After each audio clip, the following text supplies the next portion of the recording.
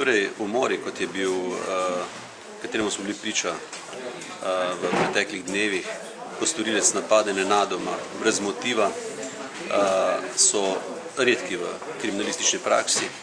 Prav takšni umori pa v javnosti vzbujajo veliko strahu in negotovosti.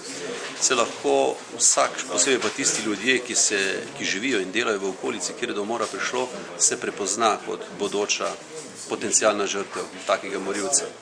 Zaradi tega je izjemno pomembno, da policija in kriminalistična služba ukrepa hitro in da storilce čim prej odkrijejo in primejo. In to je mariborskim policistom in kriminalistom uspelo. Delali so od trenutka prijave umora do prijetja, brez počitka in zaradi tega jim čestitam in se jih zahvaljujem.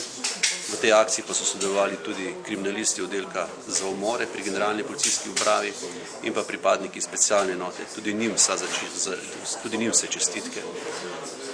Verjetno se jim na nek način zahvaljujejo tudi Mariborčani, ne glede na to, da vsako tako dejanje pusti nekak grenak priokus pri ljudeh, vendar občutek, da je storilec v zapahi, je vendarle neko olajšanje, da se lahko bolj varno gibaš v mestu. Torej, gospod Fank, ko so specialci vdrli v stanovanje prijetega morilca, kaj se je dogajalo? Šlo je za nasilni vstop v stanovanje z vdorem skozi vrata. Ob pristopu do osumljenega je ta že v rokah imel nož in je prvega policista tudi z njim napadel.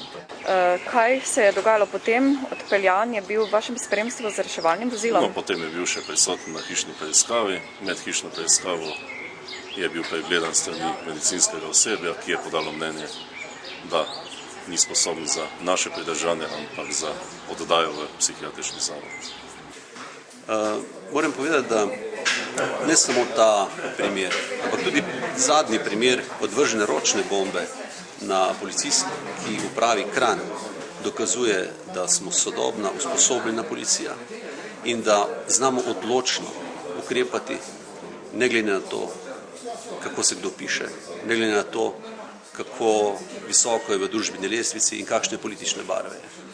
In z tega mesta zelo jasno sporočamo slovenski policisti in kriminalisti, da bomo na področju kriminala, tako kot doslej, zelo ostro in učinkovito ukrepali na vseh frontah, tako organiziranega, gospodarskega, korupcijskega in splošnega kriminala in da bomo udarili z vsemi topovi.